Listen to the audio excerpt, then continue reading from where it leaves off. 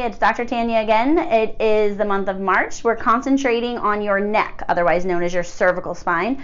I'm going to teach you what we need to do, how to take care of it, what we need to do to actually find out what's going on with it, to see what we need to do to take care of it. So stay tuned. That's what we're going to start with today.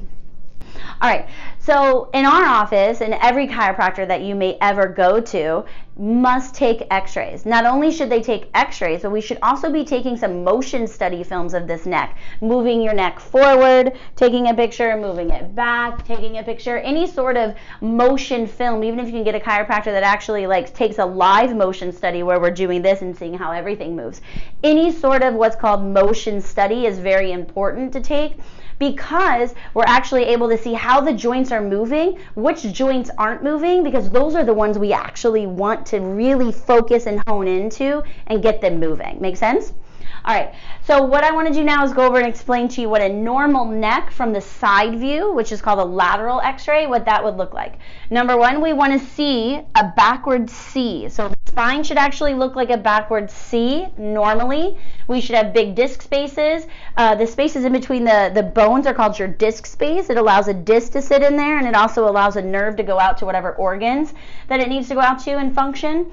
When we start to lose the curve in the neck will actually come forward, shoulders will roll forward, and then you'll start to get degeneration where the disc space gets small, nerves get cut off. That's where you're getting numbness and tingling. Then it'll actually go worse, where you're actually going to start to see the spine going in the opposite direction.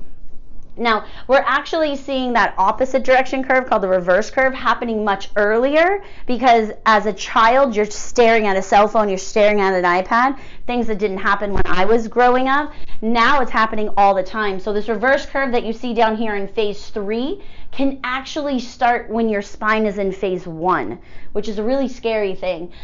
You're also not going to be able to just look at someone and know that their curve's reverse.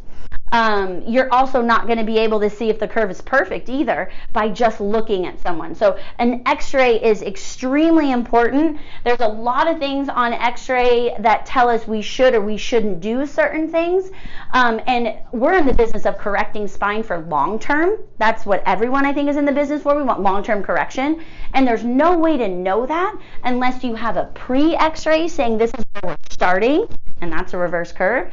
And then after 36, 42 adjustments, we want to take another x-ray and say, okay, I've got change in here. We're not going forward so much. We're straight. We don't have the backward C, but we're moving you in the correct direction. And now me as a chiropractor can go in there and say, okay, we're going to shift this going higher in the neck, lower in the neck, whatever we need to do to get now that curve going back where it's supposed to get. When you have a neck that looks like this, where the spine's going in the forward direction, you're going to get a lot of numbness, tingling into your arms, hands, shoulders, fingers. You can get breathing issues, so anxiety, tightness of breath. You can also start to get headaches and migraines and dizziness, jaw pain, jaw clenching. All these sorts of things can absolutely come, and many more, from the neck being out of alignment. So this is something we have to diligently work on and get corrected. These things, those things I rattled off, all went away as we started getting the neck where it's supposed to go.